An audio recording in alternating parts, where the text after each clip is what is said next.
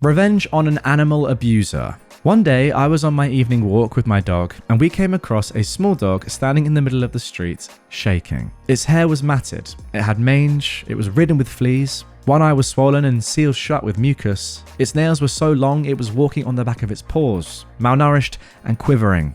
I was shocked. I called my wife to bring me a blanket and come and pick us up. While I was waiting, the door of the house in front of us opened, and out came a disheveled looking older man. He started calling for the dog to come inside. I absolutely lost it. I screamed at him, asking if it was his dog, and he replied it was. I asked him why it was in such bad shape, and he said, "She's sick and won't eat." I yelled at him there was no freaking way in the world I was letting him take her back inside. The shouting match lasted long enough for a few neighbours to come outside, who later told me he had another dog in the house.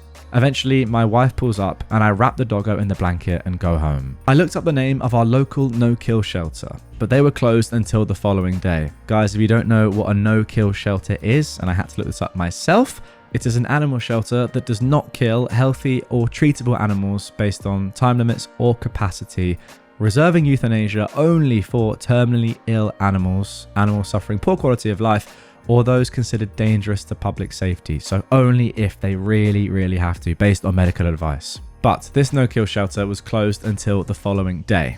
My wife and I decided to call her Sally. I gave Sally a bath and went and bought some wet food, since she wouldn't eat dry kibble.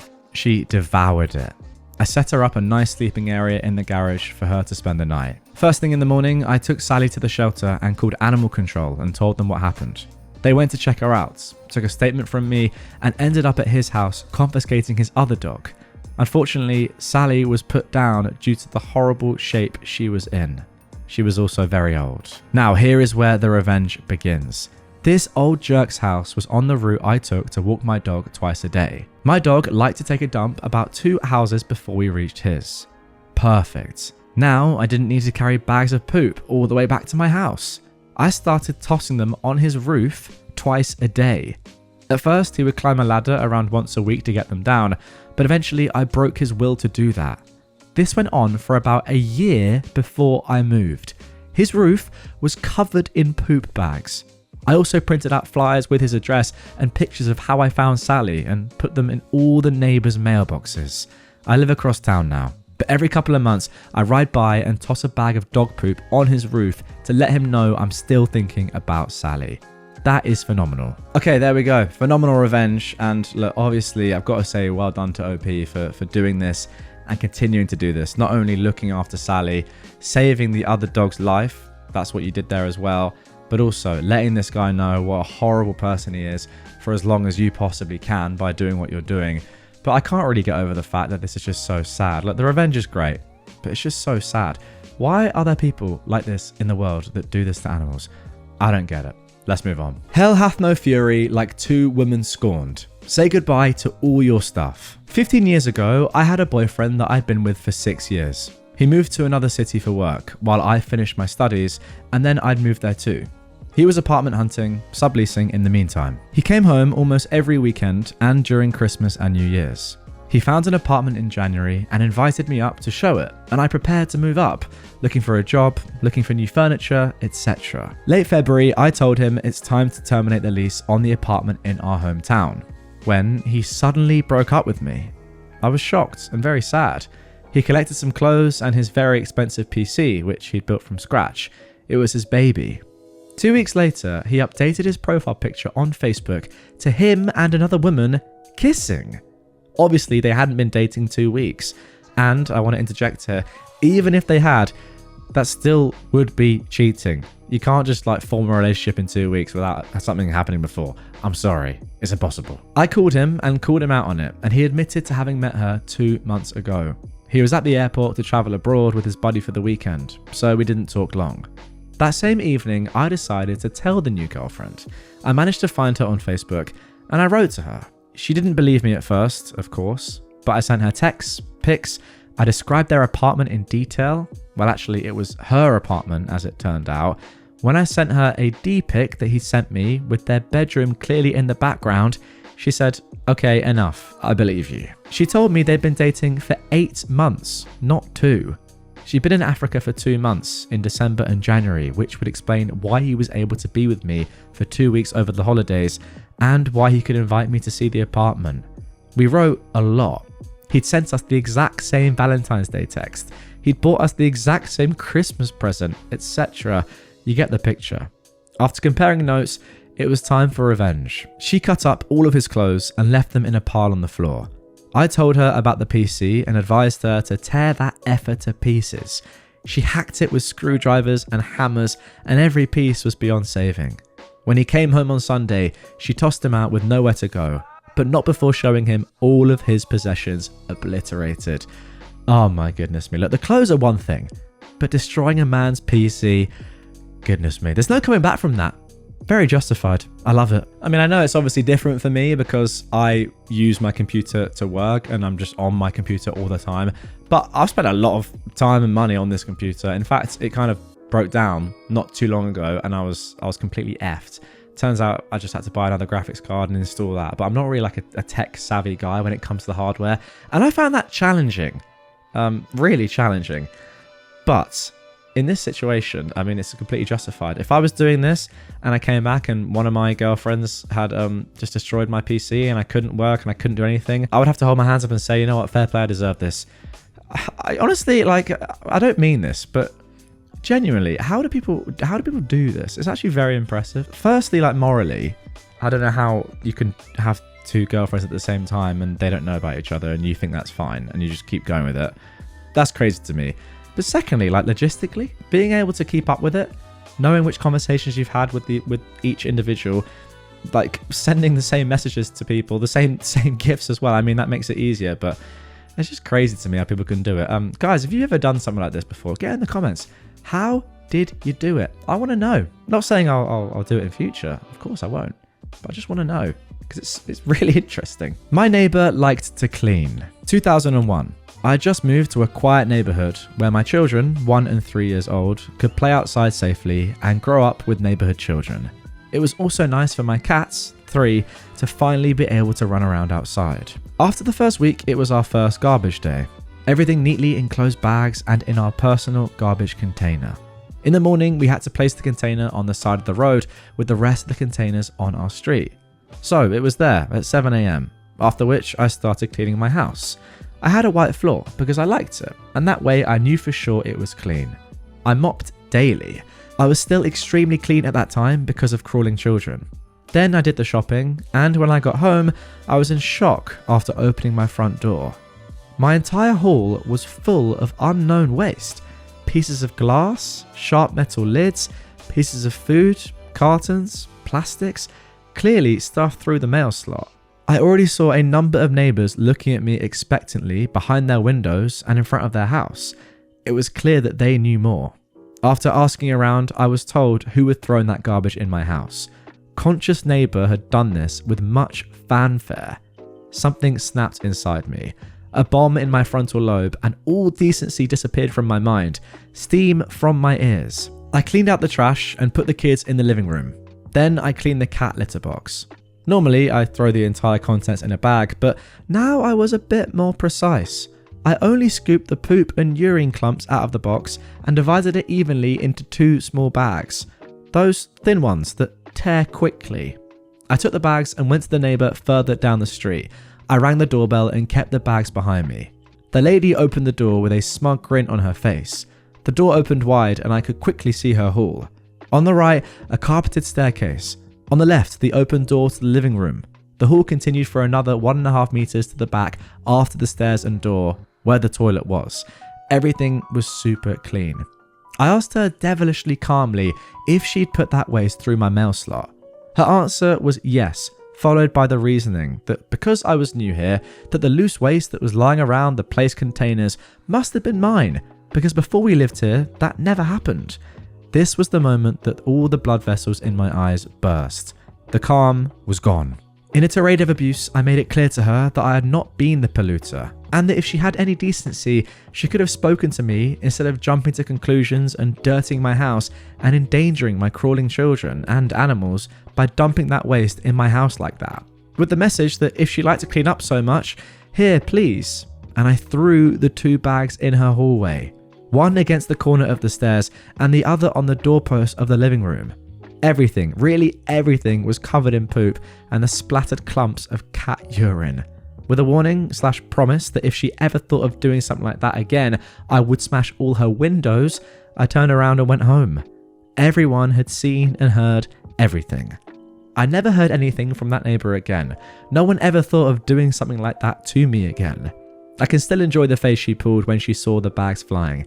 It was shock, fear, indignation, nausea, and despair all at once. There we go. Very similar to the first story of this episode. Again, phenomenal revenge. What an entry to the neighborhood, by the way. Just you come in happy, I've upgraded, got a great house in a great neighborhood for my young children to grow up in and have a nice life, and you're hit with this.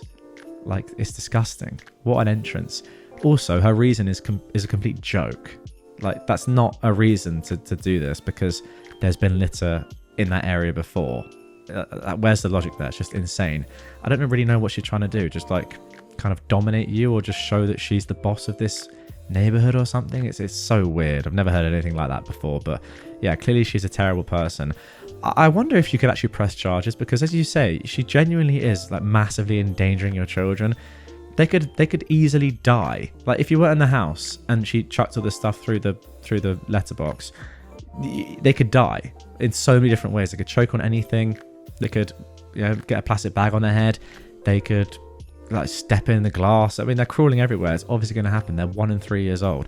I think you should press charges against that, to be honest, if you have the evidence. But yes, great revenge nonetheless, I must say, and it's good that this is not going to happen anymore. Revenge on a hacker. One day, I get an email from a hosting provider telling me that attacks are being launched from our server and I need to look into it. I find that there is indeed a hacker in our server. He was using an app to anonymously control his bot network, among other things. I looked at the app he was using and discovered that it was an open source project. I then downloaded the code for this backdoor, modified it to log everything to a file, and replaced his app with my honeypot version. Over the next 6 months, I collected every scrap of information I could on this guy.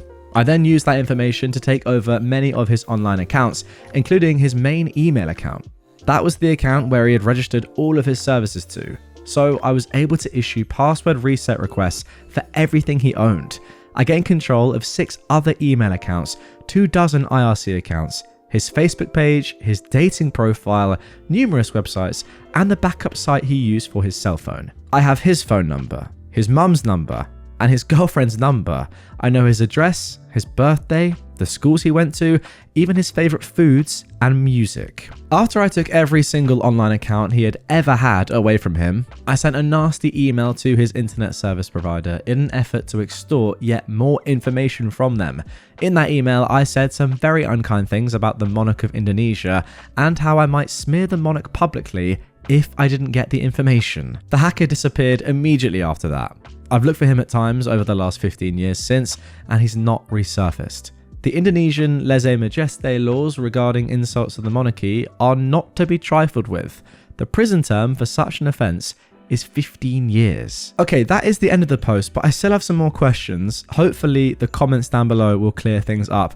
I'm just not entirely sure where this takes place or what exactly the connotations are of this email to the ISP about the monarch of Indonesia and exactly what that means. But let's jump into the comments because OP has responded to a few people. First of all, he says that he did in fact use the wrong words to describe the Indonesian law. Indonesia has a president and there are severe penalties for defaming him. I do know for certain this hacker has not resurfaced yet, though I cannot provide this was the cause. The current Indonesian criminal code, to be repealed on the 2nd of January 2026, criminalizes defamation of the president and vice president of Indonesia, inherited directly from similar laws in the Netherlands. This was then inherited by Indonesia with threats of imprisonment from 18 to 54 months or a huge fine. Somebody replied to this saying, "You're not Indonesian, right?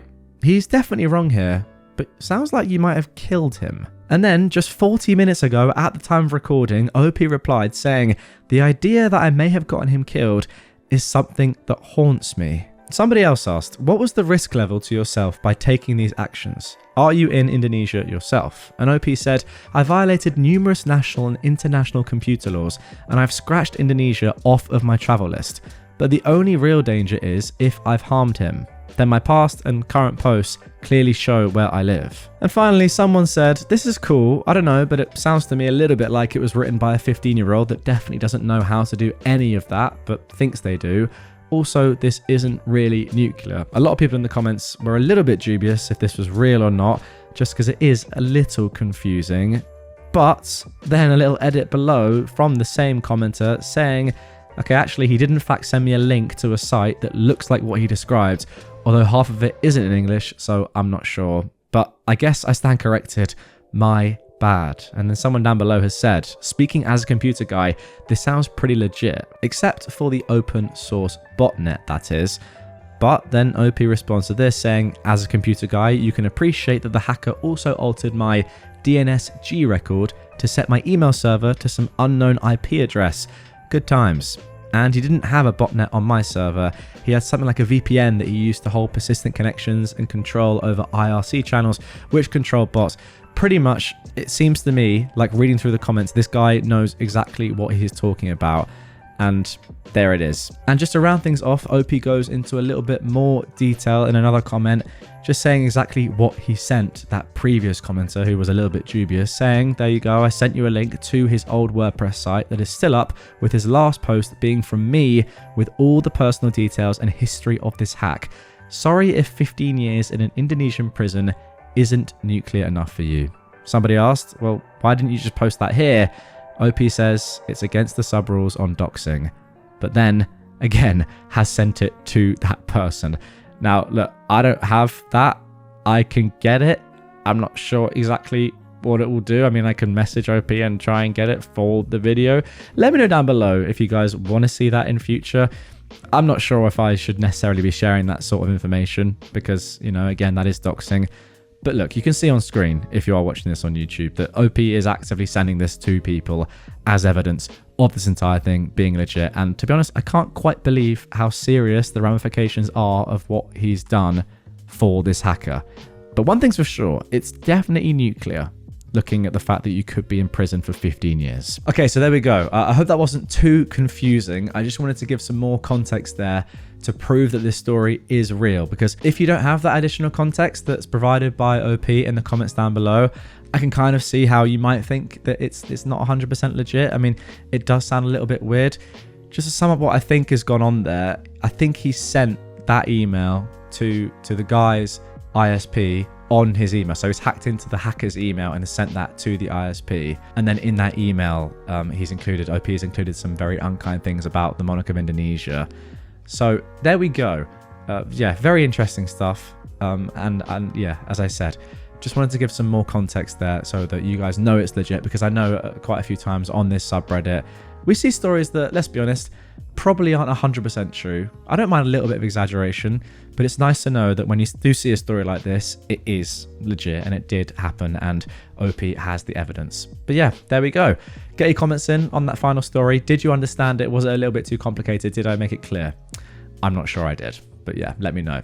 If you enjoyed this one, drop a like, comment on all these stories down below. As always, if you are commenting quite soon after the episode has been released, I will be down in the comments giving heart reacts and replying to you guys. So yeah, if you want to give your opinions, I'm here for it. I always read them. It's one of the things I love doing. I post a video and instantly I'm in the comments. So there you go. Get in the comments and see if I reply.